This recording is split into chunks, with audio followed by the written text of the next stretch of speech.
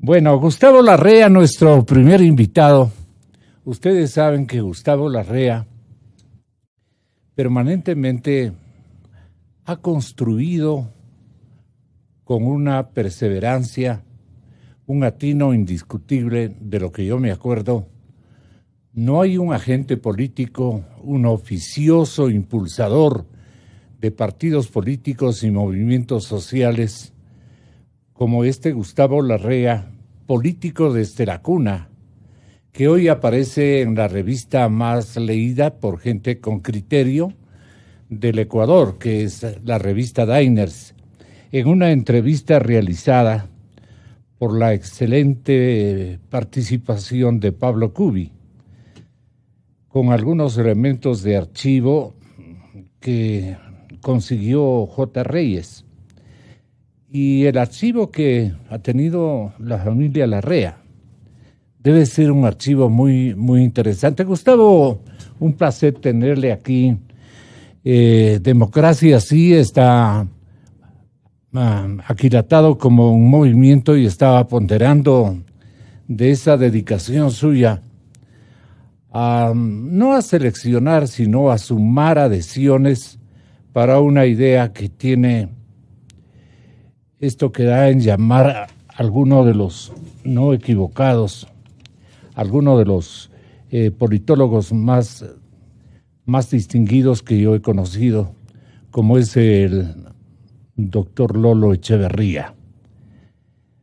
Por ejemplo, él le califica al presidente Lenín Moreno, estimados amigos oyentes, como un socialista de derecha. Veamos que esta presunción se complementa con algunos argumentos, o más bien se esclarece con algunos argumentos de nuestro invitado, Gustavo Larrea, político desde la cuna. ¿Por qué esa denominación que me pinta como un eslogan de una vida dedicada a la política?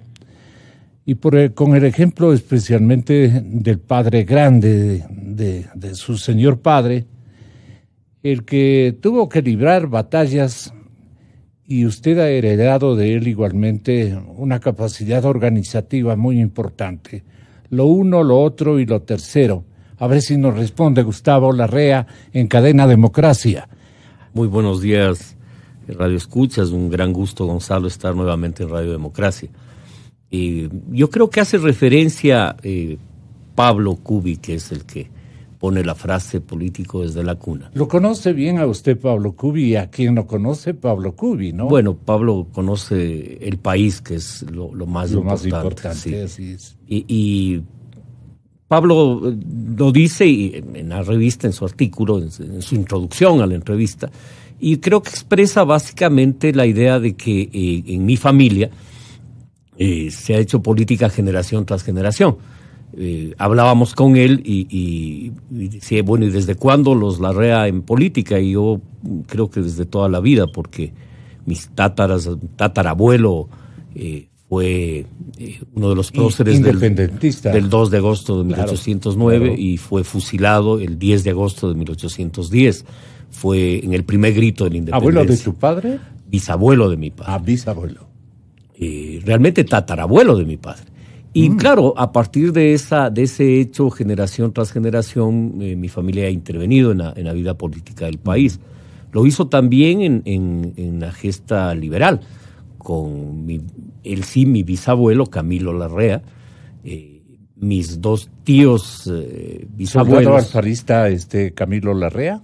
Camilo, claro, liberal alfarista, y sus cuñados también, hermanos de mi abuela Rosa Andrade, Julio y Roberto Andrade. Yeah. Entonces, claro, yo desde mi... Perdona, para Julio Andrade, para el general Julio Andrade, sí, adicto también a la línea de Eloy Alfaro. Desde luego, y fundador del Colegio Militar Eloy Alfaro, claro. El primer comandante del ejército un gran ecuatoriano. General, ¿no? Hay un libro muy lindo escrito por alguien más bien conservador, sin embargo, es el libro de La Torre Reyes. Dice, el libro se llama El General Sin Mancha, porque sin duda fue, pese a ser un militar, fue siendo militar y siendo uno de los generales de la Revolución Liberal, también las fuerzas conservadoras lo respetaron. Y creo que Julio cumplió un papel muy importante en la gesta liberal. Entonces sí, en mi familia se hablaba de política desde que yo tengo uso de razón. Es decir, se hablaba de la historia del país. Con mucho orgullo. Con mucho orgullo. No faltaba más, ¿no? Y claro, mi padre, que también hizo política, también yo de niño viví la persecución política en la época de la dictadura. También le acompañé en la primera campaña electoral. Le acompañé entre comillas. Participé en algunas actividades de esa campaña. Yo era muchacho, 12, 13 años de edad. Pero me gustaba escuchar las reuniones políticas, me gustaba temporalmente, cuando mi madre lo permitía, asistir a algún evento. Y claro, por eso tal vez la idea de político desde la cuna se refiere a ese hecho, ¿no? Claro, claro. No faltaba más. Buen destaque, justo destaque.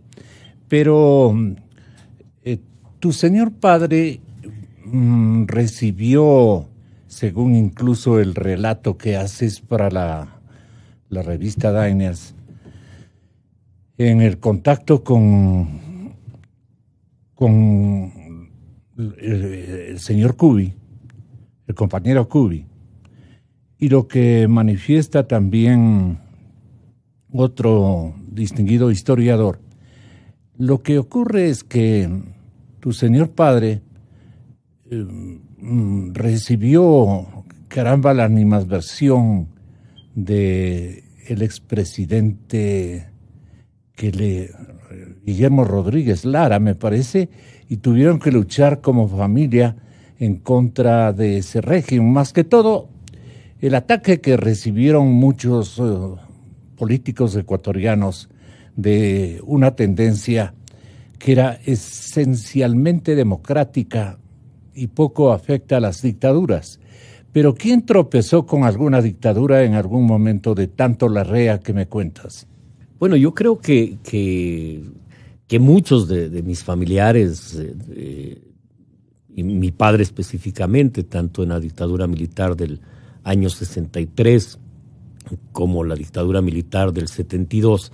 En el 72 mi padre va al exilio a Venezuela, del 72 al 76, y ese exilio se produce en la dictadura de Guillermo Rodríguez. Así es. Sí, una vertiente democrática que siempre peleó por la república contra la monarquía española, desde luego, y por la democracia y la república. Entonces, claro, cuando en esta república eventualmente se producían golpes de Estado, siempre mi padre, mi abuelo, mi bisabuelo pelearon por la democracia. Y en ese sentido, pues, yo vengo de esa tendencia, digamos, y de alguna manera eso está en el ADN. No recuerdo conversaciones con mi padre en mi juventud, y él decía una cosa que a mí me dejó impregnado toda la vida. Me decía, la democracia es una conquista histórica de la humanidad. Se la puede mejorar, es perfectible. Tiene muchos vacíos en el mundo, pero hay que mejorarla. Pero lo que no es justificable por ninguna razón es ir a una dictadura. Sea esta una dictadura por razones raciales o de clase, raciales como la monarquía, que se creían que eran nobles, hijos directos de Dios y por lo tanto debían manejar el mundo. O por ninguna razón, no hay justificación racial, no hay justificación de clase, no hay justificación alguna para ningún tipo de dictadura. La democracia, digamos, es un piso mínimo que es mejorable, susceptible de ser mejorada, pero ir más atrás de romper los principios básicos de una conquista histórica del mundo, que sin duda es la república y la democracia. ¿Cuándo conociste a Lenín Moreno? Yo veo una fotografía que procura establecer el rostro juvenil del actual presidente de la República. Lo conociste bastante joven por la fotografía que... Sí, nosotros nos conocimos en la época universitaria. Aquí está. No ha cambiado su imagen.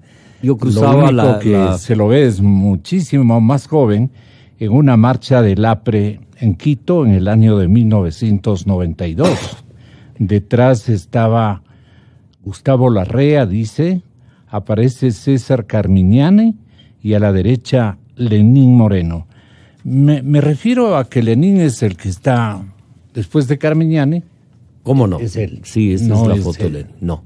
¿Quién es él? Él es Jaime Ruiz. Jaime Ruiz. El economista Jaime Ruiz. Ah, ya, claro, lo conocemos también. Gente de izquierda, estábamos en eso. Lenin, socialista de derecha. El modelo económico al que ha tenido para entrar ya en la coyuntura, que ha tenido que administrar el señor presidente Lenín Moreno, por una necesidad básica de subsistencia, tanto política como subsistencia de la economía ecuatoriana, ha tenido que echar un giro a las posiciones un tanto radicales o no. No creo que está bien visto aquello de ubicarle en la derecha, o es un izquierdista de derecha o un derechoso de izquierda. Doctor. O un derechoso de izquierda. Esta es una buena broma, además, para que pase a Palacio. Yo creo que el colapso de ya en la década del 80 de la Unión Soviética genera la caída del muro. Y la caída del muro de Berlín es simbólicamente la caída de dos dogmas. El dogma que creía que era imposible la justicia social que creía imposible que la justicia social sea compatible con el desarrollo económico. O aquella tesis que decía lo contrario. Es decir, lo que sirve es el crecimiento de la economía, su desarrollo, y no importa lo social. Y creo que la caída del muro expresa claramente que es fundamental para la humanidad la inclusión social. Y en ese sentido creo que es muy difícil que alguien sostenga hoy públicamente la exclusión. Es decir, por ninguna razón, ni por razones raciales, ni económicas, ni sociales, ni de ninguna naturaleza. Ha sido una lucha muy dura, porque la marginación de los pueblos africanos, afros, de descendencia afro, de los pueblos indígenas, por la exclusión de personas por sus problemas, digamos, por sus capacidades o discapacidades, es decir, un mundo excluyente.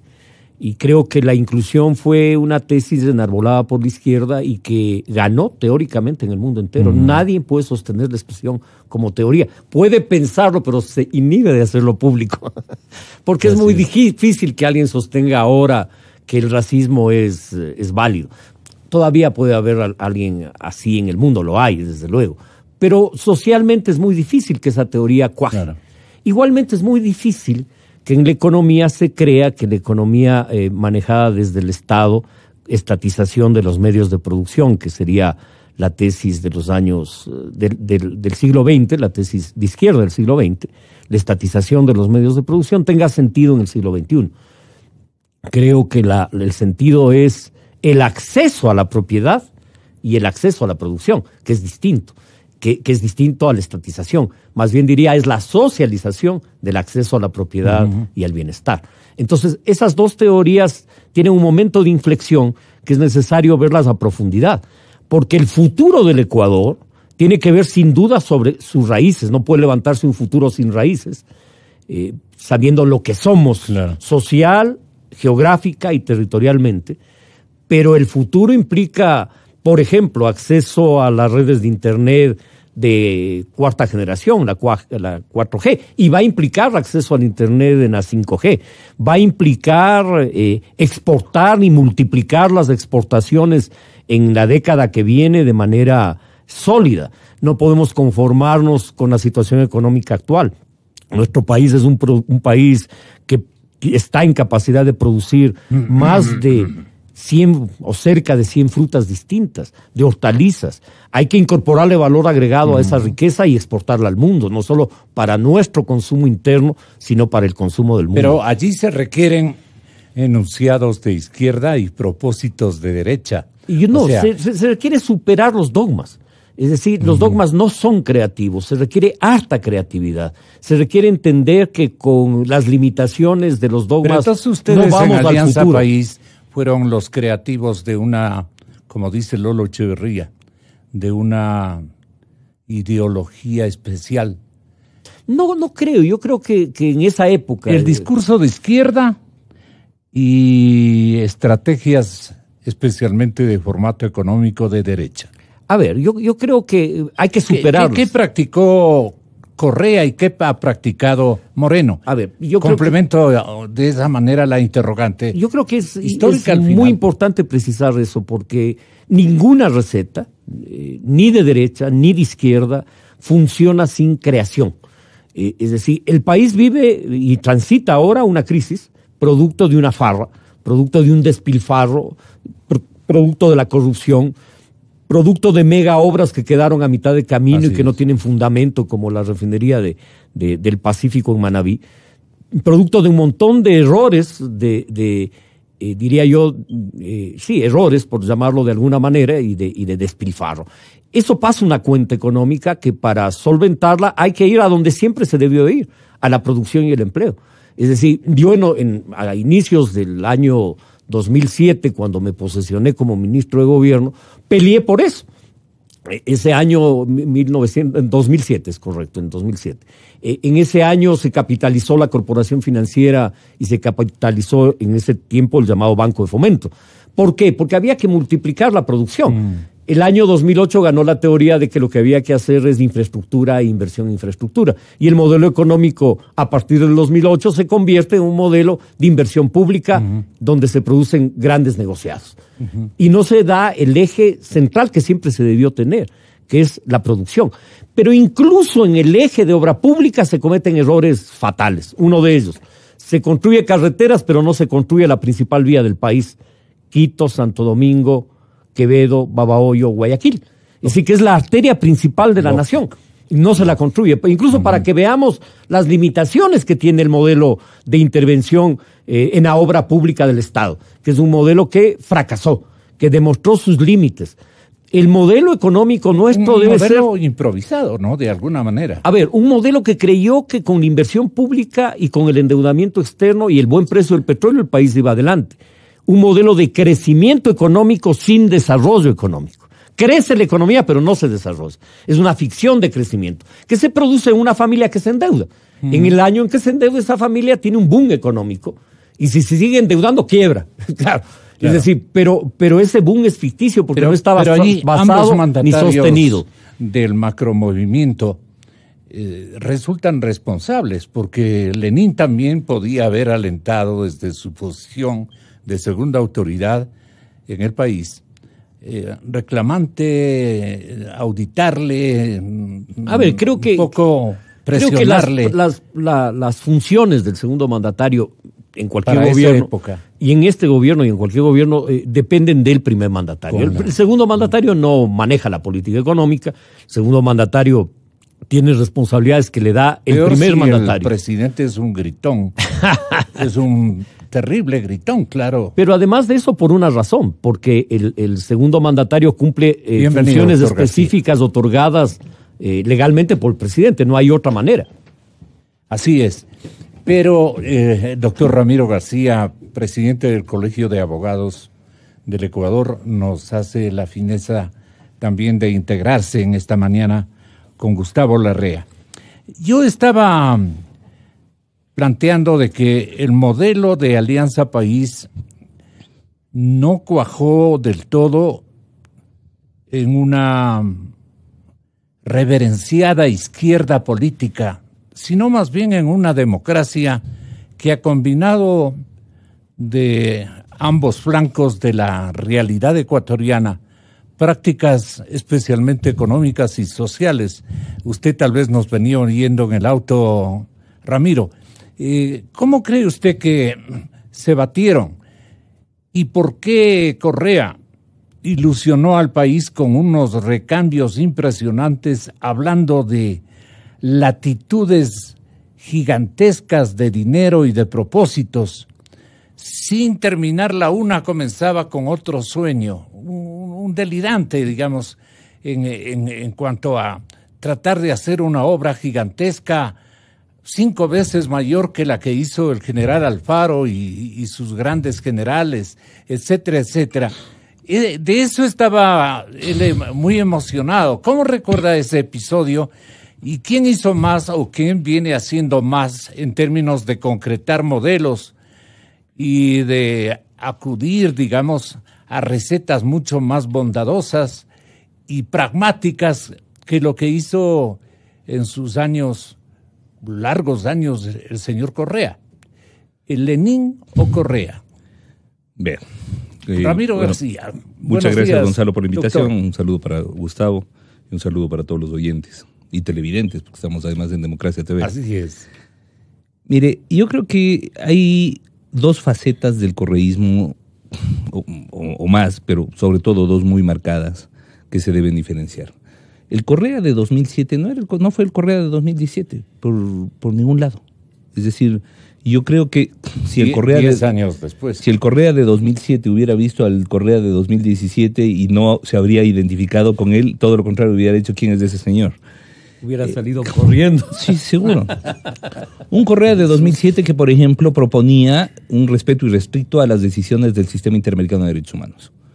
Y un Correa que, a partir de la sentencia del Universo, con la comisión y la emisión de medidas cautelares por parte de la Comisión Interamericana, enfiló armas de frente contra el Sistema Interamericano de Derechos Humanos, en específico contra la Comisión Interamericana, a la que le decía de todo, ¿no? Decía Sí. de lacayos del imperio.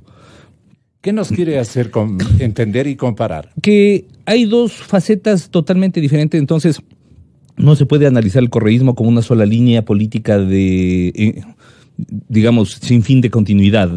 No fue un proyecto que se fue desconociendo a sí mismo, fue un proyecto que se fue tergiversando a sí mismo. El Correa de 2007 proponía una constitución bastante progresista y el Correa de 2017 quería modificar la constitución porque le parecía demasiado progresista. Entonces, eran dos Correas diferentes. El Correa de 2007 hablaba de inclusión, hablaba de participación ciudadana. El Correa de 2017 estaba encarcelando a gente por aplaudir. Entonces, yo creo que hubo una... ¿Y usted puede establecerle al Correa entre izquierda y derecha? Vea, eso no es una mixtura pero eso no es ideológica. Eso, ¿De qué estamos hablando? de lo que estamos hablando es de un pragmatismo, un manejo económico... Por necesidades. Nada de izquierda, es decir, calificar eso de materialista dialéctico, pero por ningún lado, marxista por ningún lado. Era una derecha con cantos al Che, ¿no? Entonces, usted veía un gobierno extractivista, un gobierno que terminó bronqueándose con estudiantes, con maestros, con indígenas, con líderes sociales, con gremios. Eso no es izquierda. O sea, terminó identificando, además, el gobierno que más persiguió a las izquierdas. Así fue. O sea, ni Febres Cordero se atrevió a desaparecer del MPD por decirlo. Tomarse la UNE, invadir el fondo de cesantía del magisterio. Bueno, a ver, eso no es izquierda. Me perdona, pero eso no es izquierda. Lo que hubo es una apropiación de los recursos del Estado, un manejo corrupto. Yo creo que a la final, después de 2010, 2011, cuando se produce y para mí el punto de ruptura es un poco el 30S y otro poco la consulta popular que se dio de la metida de mano a la justicia, en donde ya el tema ideológico era irrelevante. Ya lo que interesaba era manejar el Estado, manejarlo corruptamente, favorecerse así y a sí mismo, como hemos visto, y a sus amigos. Dale, pues. ¿Verdad? Eso fue el Correa de la segunda fase. Y terminó en lo que hemos visto, ¿no? Negación de derechos humanos, vulneración de derechos sociales, un Correa que hizo realidad el sueño de las más rancias derechas en algunos temas, como por ejemplo la explotación del ITT. La explotación del ITT se venía discutiendo desde el regreso a la democracia, el eje Ispingo, Timbococha, Tiputini. Y si no se lo hacía, era de alguna manera por una parte una conciencia ecológica y por otro lado el respeto a los grupos humanos que viven en esa zona y que además son, digamos, de una supervivencia muy frágil. Y acá lo hizo. ¿Usted cuándo cree que comenzó el autoritarismo ratero? Bueno, yo creo que desde el día 1, es decir, ojo, ahí usted tenía en el correísmo de inicio, usted tenía una fanesca de personajes de una playa de todo tipo.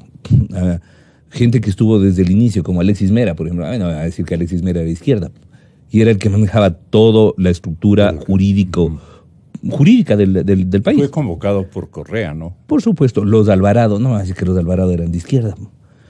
Entraron como había gente, publicistas, claro, había gente de izquierda como Gustavo, pero había otra gente, o como Alberto Acosta, por ejemplo, a quien yo respeto muchísimo. Pero había otra gente que no tenía de izquierda, pero nada, pero en absoluto nada. Me acuerdo que estaba Carlos Vallejo, o sea, gente que jamás había sido de izquierda, en cargos claves, en cargos de decisión. Entonces, ¿cuándo hay mire, yo creo que manejo corrupto hubo siempre. Recordemos que el primer ministro de Obras Públicas de Correa, Jorge Manuel Marún, salió con un montón de denuncias y a la final pasó al olvido gracias al tiempo.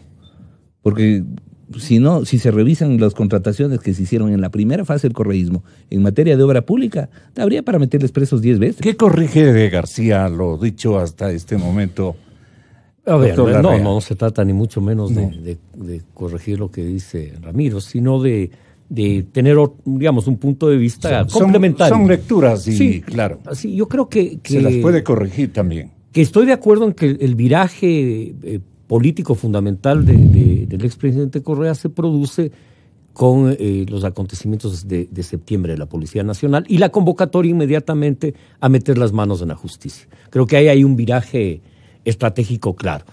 Pero ese viraje tiene un antecedente previo, que es su reelección como presidente en 2009. Y creo que es a partir del 2009 donde el modelo autoritario cobra fuerza. Y ya se propone nítidamente el control de todos los poderes del Estado. Es decir, ya el 2009 alcanza una mayoría parlamentaria y le falta la Corte Nacional de Justicia, y eso lo completa con la consulta de meter las manos en la justicia. Consulta que se pudo ganar, que se perdió por décimas. Él sacó 50.3 y quienes impulsamos el no sacamos 49.7. Y lamentablemente en esa consulta hubo un criterio nacional de que Correa era inderrotable y que no había que pelear con él, que ya estaba ganado. Y ese concepto incidió en fuerzas políticas nacionales que decidieron no participar en la consulta, porque ya la había ganado Correa antes de pelearla. A veces las peleas... El macrobloque arribista seguramente. A veces las peleas se ganan en las palabras, ni siquiera en los votos. Claro, y en esas palabras Correa logró crear esa imagen de invencible. Y creo que si no lo hubiéramos derrotado, las fuerzas progresistas en esa elección, casi le derrotamos. Es más, hay sectores que dicen que nos ganó con fraude, que metió la mano y que se ganó con fraude esa consulta. Creo que ahí hay ya un punto de inflexión absolutamente claro. Ese es un proyecto colcha de retazos que tiene un discurso y cánticos, digamos, históricamente de la izquierda, y una práctica política absolutamente pragmática que no responde a una visión o a una ideología, responde a intereses, a negocios, a la corrupción que en el país se instaló en esos años. Un Larrea verídico diría que también Moreno no ganó la elección, sino Lasso. No creo que sea así. Diría yo, ahí hay... se abrieron urnas, creo presentó una denuncia y se abrieron cientos de urnas, y en esas aperturas no hubo variación de la votación. Es decir, después se abrieron miles de urnas y tampoco hubo cambios en la votación. Sí, difícil en ese sentido decir lo que usted afirma. No, yo creo que hay matices diferentes. El 24 de mayo Moreno marca una línea política distinta a la de Correa, claramente, y impulsa una política diferente. Es decir, evidentemente ahí se acaba la impunidad, Creo que esa es una pelea que le corresponde nos corresponde a todos, que no es una pelea exclusivamente de un sector de la sociedad, y creo que hemos avanzado, pero hay mucho más que avanzar. Recuperar la independencia de las funciones del Estado. Hemos avanzado, pero todavía hay mucho más que avanzar. Mira. Ahora hay tropiezos. Hoy mismo se llama a un paro nacional por parte del correísmo, hoy hasta el miércoles. Se intenta a través del Consejo de Participación Ciudadana generar un caos institucional, e incluso llaman a derrocar al gobierno del presidente Moreno. Yo creo que ahí ellos están intentando sostener lo insostenible. El correísmo es una fuerza política decadente que está justificando o intenta justificar a nombre de una supuesta revolución un proyecto autoritario que persiguió a las organizaciones sociales y un proyecto además corrupto. Su análisis respecto de este episodio, doctor García. Mire, hubo varios episodios en el correísmo que yo creo que marcaron puntos de inflexión. El 30S1, la metida de mano a la justicia otro, la explotación del Yasuní, en donde ya se mostró sin careta, otro, el caso del Universo, en donde abre fuegos ya abiertamente contra toda la prensa y crea además toda esa maquinaria de persecución que fue la Superintendencia de Información y Comunicación, con Carlos Ochoa, hoy prófugo a la cabeza. Otro, que creo que tuvo como constante primero, un manejo corrupto del Estado. Segundo, un total desconocimiento, y no hablo de ignorancia, sino de desconocer voluntariamente las estructuras de derechos humanos, matizada además por un sesgo religioso de parte del presidente, porque eso también hay que ponerlo en el tapete de discusión. El matrimonio igualitario, los temas de, por ejemplo, la despenalización del aborto, fueron tabúes que no permitieron ni siquiera la discusión. La actual prefecta de Pichincha, Paola Pavón, entonces asambleísta, propuso debatir el tema de la despenalización del aborto por violación, algo que se está discutiendo ahora. Y solo por proponer debatir, fue suspendida en su legislatura, fue castigada, sancionada con varios meses sin sueldo, y además denostada por parte del expresidente Correa. ¿Cuándo cambia? Es un poco difícil decir. Yo creo que fueron cambios paulatinos, pero siempre hacia peor. Es más, ahora le veía que desde Bélgica tuiteaba a propósito del matrimonio igualitario, les decía, bueno, los sectores conservadores que se opusieron a mí, ahora vean lo que ha pasado, esto conmigo no habría sucedido. Eso quería decirnos. Claro, y eso lo dice expresamente, ¿no? Literalmente. Claro, él tenía el control absoluto de todos los entes de justicia, pero además tenía las cortes constitucionales de nivel de Pamelita Martínez. Entonces, obviamente, podía manejarlos a su sabor y a su gusto. Y una decisión como la de la actual Corte Constitucional, más allá de si se puede estar a favor o en contra, en mi caso, por supuesto, a favor, habría sido impensable. Pero impensable ni siquiera la discusión.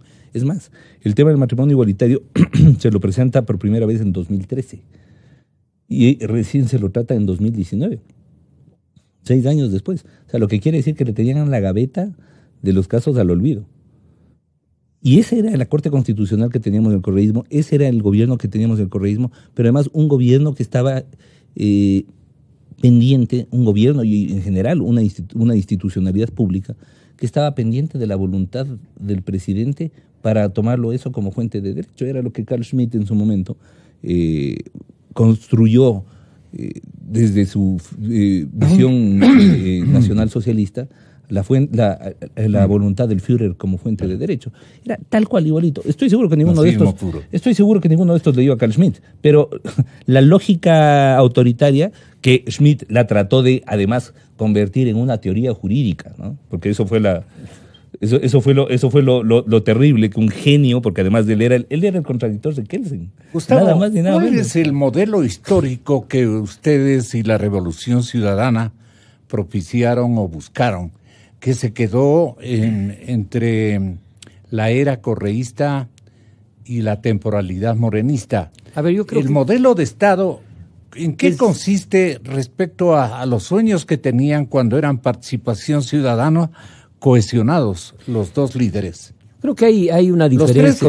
Los tres contigo. Yo creo que hay una diferencia sustancial, porque cuando tú haces la pregunta, dices la Revolución Ciudadana. Yo no me hago cargo de lo que ahora se llama Revolución Ciudadana, porque yo qué tengo que ver con un pensamiento neofascista, autoritario, excluyente. Absolutamente nada.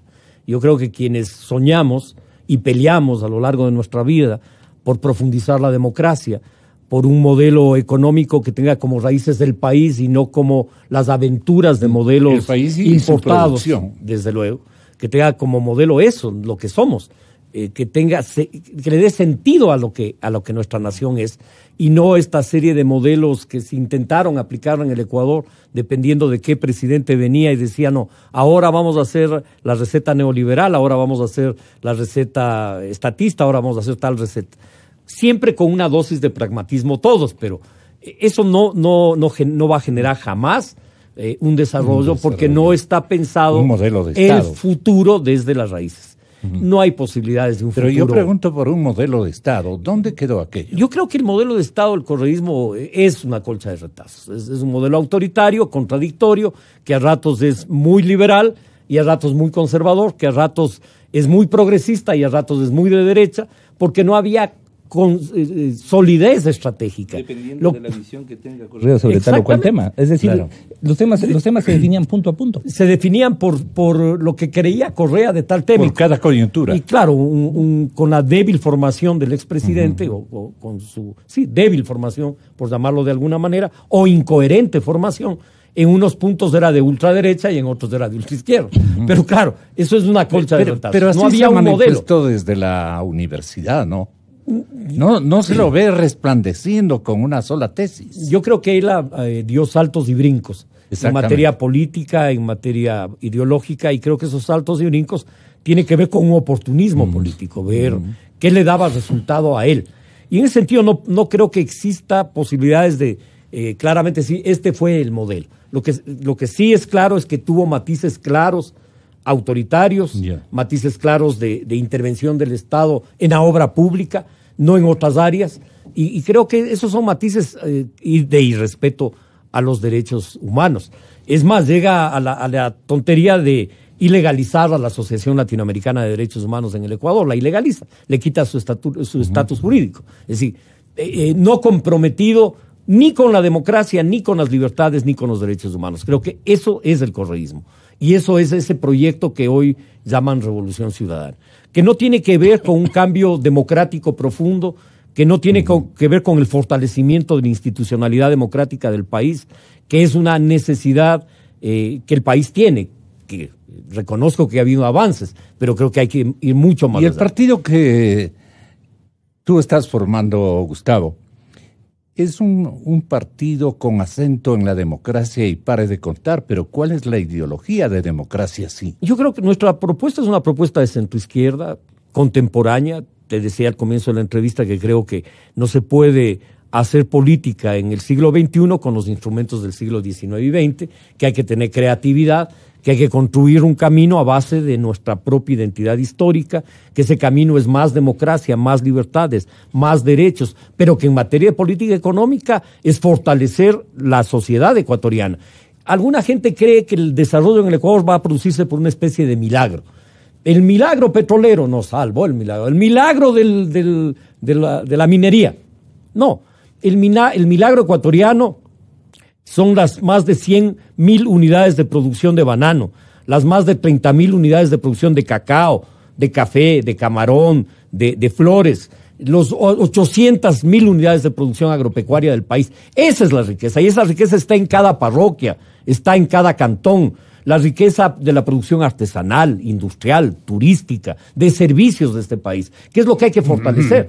No se trata de un modelo piramidal, se trata de un modelo que incluye en economía a millones de ecuatorianos, tanto en la producción como en el trabajo.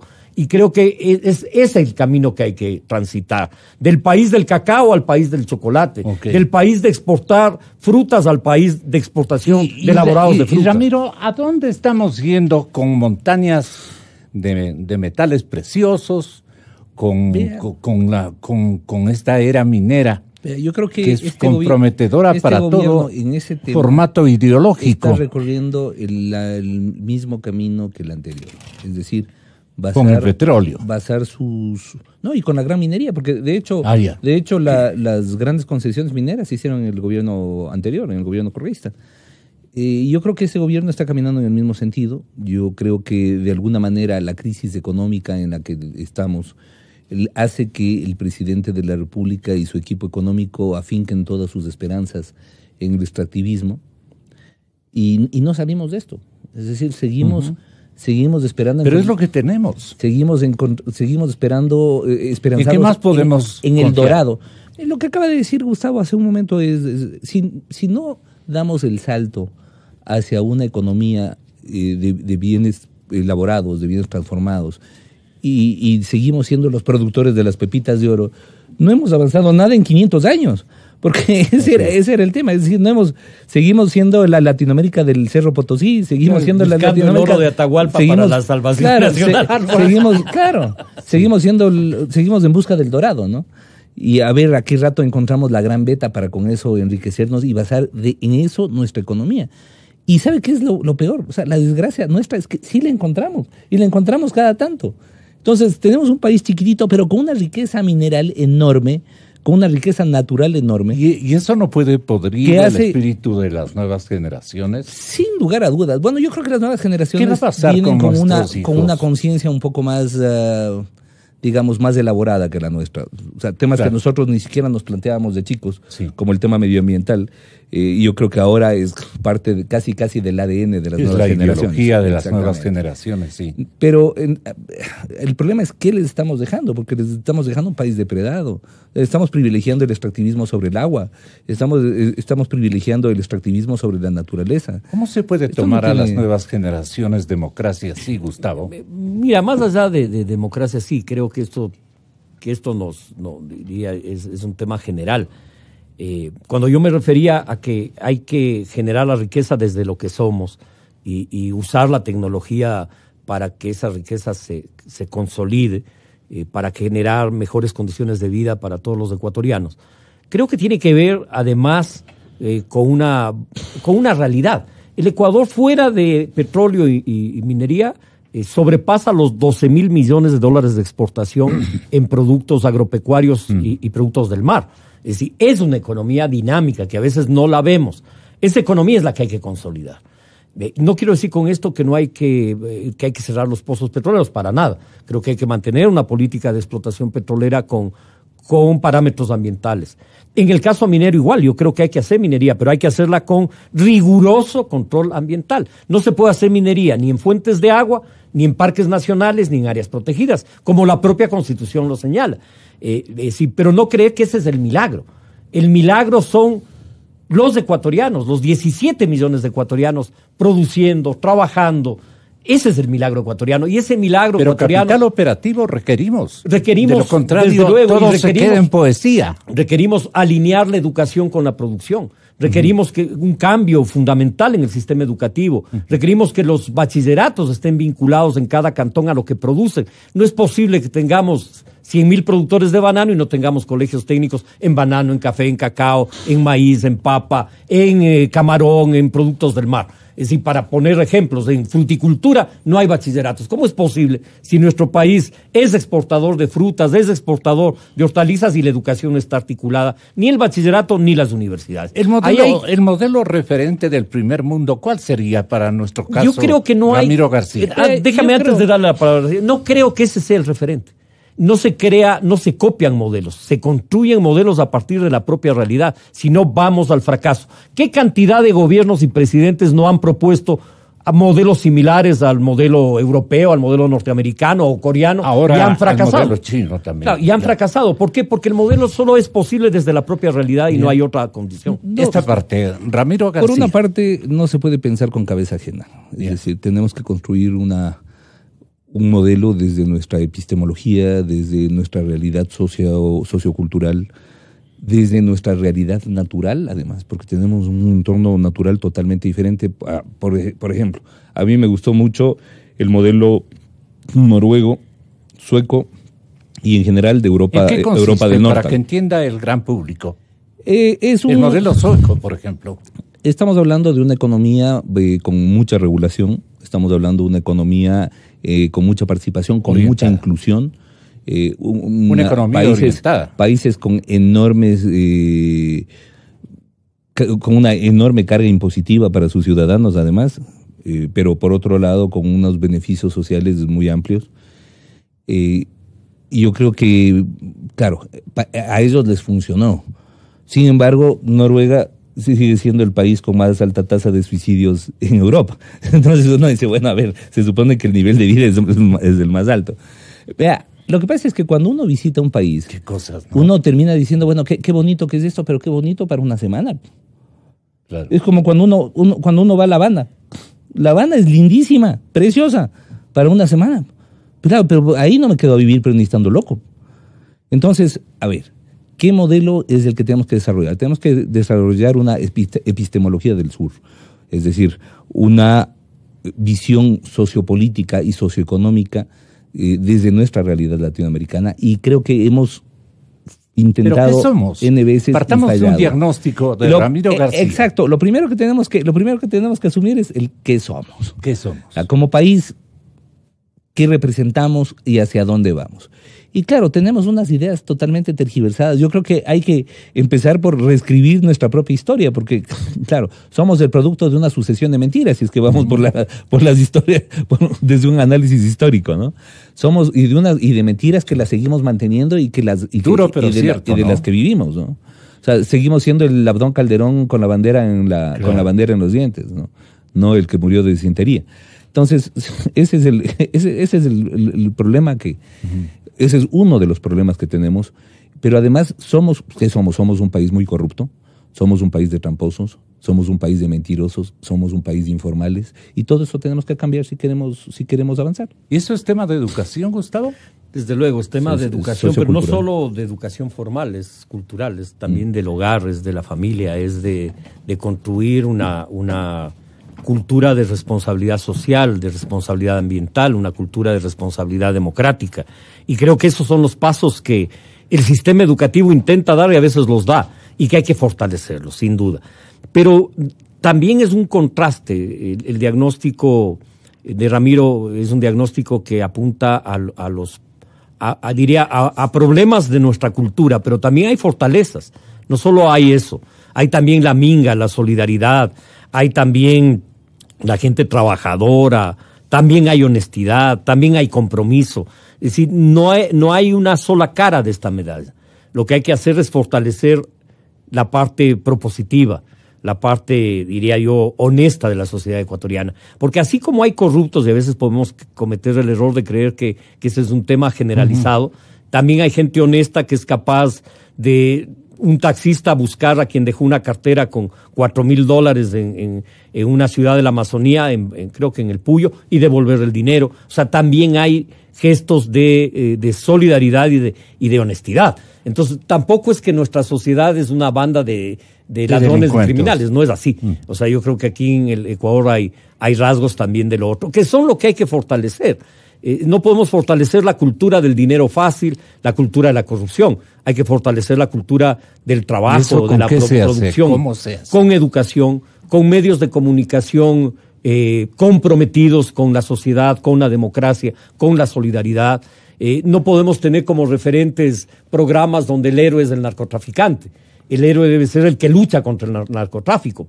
Si ya vas a pasar una película de esta naturaleza.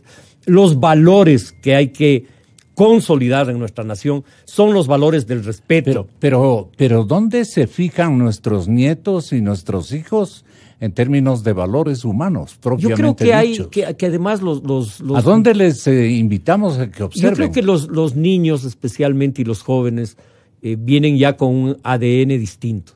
Vienen con un ADN de respeto a la naturaleza, vienen con un ADN de amar a la naturaleza, a los otros seres, a nuestros hermanos y hermanas de la naturaleza.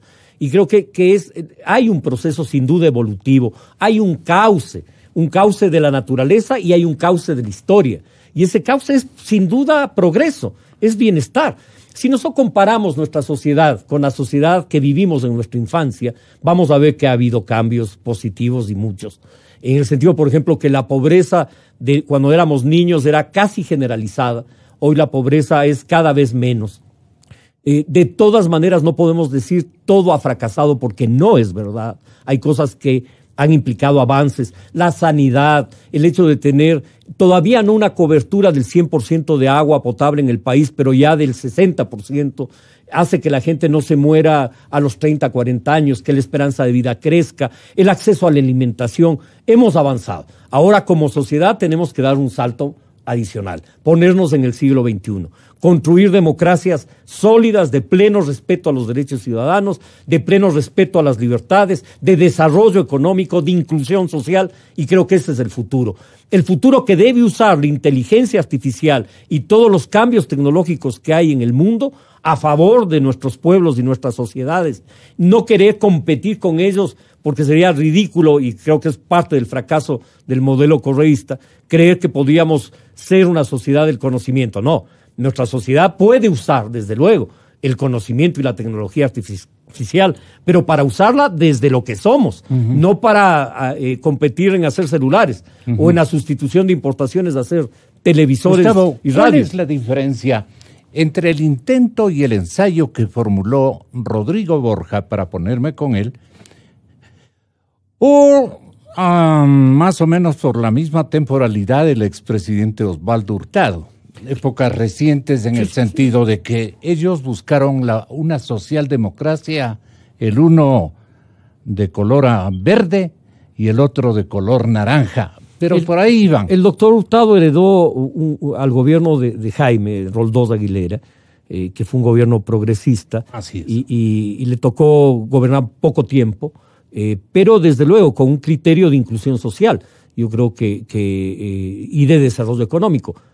Cuestionable la medida económica de la secretización, pero indudablemente no podemos decir que haya sido un gobierno ni corrupto ni un gobierno de exclusión. Yeah. Yo creo que cometieron un error grave con la secretización, pero creo que fue un gobierno progresista.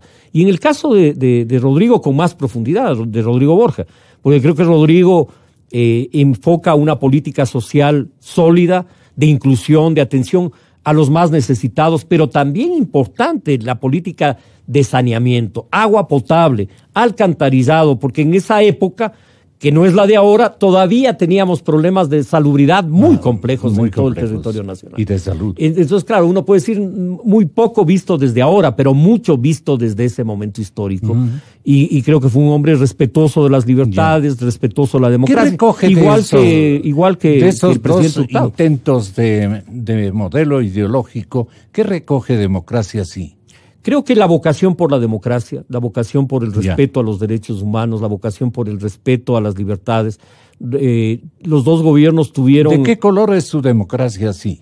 Es azul, la bandera nuestra es blanca y nuestros colores son azul y rojo. Rojo por el corazón, porque nuestro símbolo es el corazón, porque queremos hacer política por amor, no por odio, porque queremos hacer política... diríamos para servir y no para servirnos de la gente. ¿Y cómo están las estanterías de gente? Bueno, nosotros tuvimos un resultado electoral muy bueno en marzo, tuvimos una votación muy significativa en todo el territorio nacional. Somos la segunda fuerza política del país, obtuvimos una votación que nos llevó a 31 alcaldías, apoyamos a 6 prefectos electos, de ellos una militante nuestra, que es la prefecta de Santo Domingo de los Áchilas, y 5 prefectos amigos con los que estamos trabajando y apoyando su gestión. Enorme responsabilidad para una fuerza que fue reconocida recién hace un año. ¿Está inmerso por allí el morenismo de alguna manera? Digamos, el morenismo de AP tuvo, entiendo que 22 o 23 alcaldes, hicimos alianza con ellos en 3 provincias, en una de ellas ganamos, en las otras 2 perdimos. Es una tendencia, diría yo, con la que básicamente no participamos juntos en este proceso electoral. En 21 provincias participamos separados. Sin embargo, nosotros apoyamos lo que consideramos positivo el gobierno del presidente Moreno, que es reencauzar la institucionalidad democrática, que es luchar contra la corrupción. Creemos que eso es positivo. Creemos que hay un esfuerzo por resolver una crisis económica que no se termina de resolver. ¿Asesor de Moreno? No, nunca he sido asesor del presidente Moreno. Es algo que lo he dicho reiteradamente porque no es verdad. Si fuera asesor, dijera, soy asesor del presidente. No lo soy. Simplemente eso, ¿no? Ahora, la última cosa que me parece muy importante. ¿Qué hacemos con el encargo que nos está legando el fascineroso, diría yo, y me quedo corto, de Maduro en la República de Venezuela? Este hombre nos envía refugiados, inmigrantes a gran escala a todos los países de la América Latina, y él se queda con una clase media sólida, posiblemente politizada hacia la causa de ellos, un socialismo nacionalista o ruso o algo por el estilo. Una viveza criolla de parte de Maduro. Y nosotros estamos complicados porque no podemos decir a tanta gente pobre, y nos manda gente de lo último en términos económicos y en términos incluso del nivel educativo. Entonces, con esta gente no podemos ni invitarle absolutamente a nada. Y las convocatorias que hacemos es para la clase media cubana, que más que todo venezolana, que ha venido desesperada por el hambre y la necesidad, y obviamente por la falta de una oportunidad de ocupaciones. Creo que la crisis venezolana y la crisis de un modelo económico fracasado en Venezuela, de un modelo no democrático, autoritario, es una crisis que ya cada día más el mundo la ve, y creo que la presión que ejercen los gobiernos de América Latina y más de 60 gobiernos o 57 gobiernos que reconocen al presidente Guaidó es ir a un proceso electoral. Pero Guaidó está en este momento replegado. Ir a un proceso electoral, ese es el intento, digamos, de la oposición de Venezuela, apoyada por muchos países del mundo. Creo que la salida es esa, ir a un proceso electoral en Venezuela que resuelva el problema venezolano y que nosotros no paguemos la factura de la crisis económica y social del hermano pueblo de Venezuela, que le estamos pagando. Y la dicotomía nuestra es que, por un lado, tuvimos una migración brutal en los años 2000, a partir del 99-2000, y esa migración que llegó a ser cerca de 3 millones de ecuatorianos que salieron hacia Europa, Estados Unidos y países de América Latina, y la crisis venezolana expulsa millones de venezolanos también. Es un éxodo gigantesco. Parte de ese éxodo llega a nuestro país. Por eso digo, es una dicotomía. Por un lado, hace 19 años, 18 años, pedir solidaridad con nuestros compatriotas en otras partes del mundo, y ahora sufrir las consecuencias de una migración masiva. ¿Qué no haría democracia si en Ecuador lo hecho por el chavismo en Venezuela? Yo creo que hay una diferencia de principios conceptuales profundas. Creo que el modelo venezolano, la oportunidad de refrescarnos. El modelo venezolano no es un modelo que se basó en la producción y la generación de empleo. Fue un modelo que se basó en la obra pública, que no generó riqueza, generó despilfarro de su propia riqueza. Y atracos. Y lo que hay, y además delincuencia y corrupción. Es decir, yo creo que esos son los matices de ese régimen, un régimen igualmente que no respetó la democracia, persecución a sus opositores, no respetó las libertades de opinión y de expresión. Y en materia de política económica, un modelo que no multiplicó los panes. Y creo que a más de la inclusión social, la democracia, las libertades, hay que generar multiplicación de la producción y el empleo.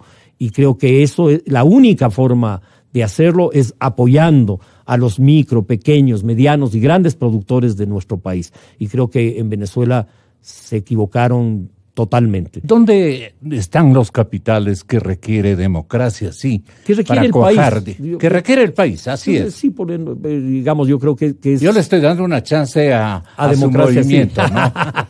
Yo lo sé, pero yo creo que esos capitales creo que es urgente una ley de extradición, de traer los capitales, una ley que permite el retorno de capitales. Hay más de 40.000 millones de dólares de ecuatorianos fuera del país que sacaron esos dineros en la década correísta, gran parte de ellos, por temores. Y esos capitales tienen que volver. Pero para volver hay que generar confianza y hay que generar una facilidad económica. Hoy para traer dinero hay que pagar el 25% de impuestos. Incluso llegan hasta el 30%. Creo que hay que hacer una ley que facilite que capitales sanos, desde luego, retornen al país. Creo que con un 5 o 6% de tarifa podrían volver muchos de esos capitales. ¿Usted repudia la franquicia chavista, digamos? Yo creo que eso es un modelo colapsado, que no tiene ningún sentido, que fue de esos errores de la historia. Pero los pueblos tienen un cauce democrático, retornan a la democracia, retornan a los valores, y en ese sentido creo que... ¿Usted recuerda la Venezuela que conoció justamente cuando fue con su familia a vivir en Caracas? Yo recuerdo esa transición entre el gobierno de Caldera, de Rafael Caldera, cuando yo llegué a Venezuela. Un país, pero absolutamente potente en todos los sentidos. Caldera era el presidente y después Carlos Andrés Pérez. Carlos Andrés Pérez. Y creo que en el gobierno tanto de Caldera como de Carlos Andrés Pérez... ¿No era la inversa? Carlos Andrés y luego Caldera. Es decir, terminaba terminaba Caldera su periodo de gobierno y entraba Carlos 72 Andrés. Y entraba Carlos Andrés. Yo cuando llegué a Venezuela, llegué justo 6 meses antes o 8 meses antes del proceso electoral, y en ese proceso electoral las principales fuerzas fueron AD, Acción Democrática, COPEI. Vamos con la franquicia de Chávez. Entonces creo que en ese momento Venezuela era un país... REA nos quiere introducir en una franquicia chavista. En absoluto, yo creo que, y como les repito, ese es un modelo fracasado históricamente, no tiene ningún sentido. Y creo que es un modelo además que no aportó ni a la democracia ni a la inclusión social, lamentablemente para el pueblo venezolano. Nada que ver. Creo que la Venezuela de los años 70 fue la Venezuela del boom petrolero, fue una Venezuela de crecimiento económico, donde también había los errores de no invertir la riqueza petrolera en más producción. También se despilfarraba mucho. También eran las sociedades de consumo y se importaba alimentos en vez de fortalecer la producción. Creo que también se cometían esos errores del espejismo de los booms económicos, que es no entender que la mejor manera de administrar un boom es sembrar el petróleo, sembrar el boom. Y Venezuela cometió también esos errores. ¿Hay que sembrar el oro de qué manera? Fortaleciendo la producción, Porque hay bastante oro. Solo tiene sentido esos ingresos, y esos ingresos no son para el despilfarro, son para fortalecer una economía productiva. Nuestro país tiene 800.000 unidades de producción agropecuaria, más de 1 millón de unidades de producción, comercio, servicio, artesanía, turismo urbanas. ¿Qué es lo que hay que fortalecer? Fortalecer una sociedad de productores y propietarios. Gustavo Larrea, democracia sí. Gracias, doctor. Muchísimas gracias. Inicio de espacio promocional.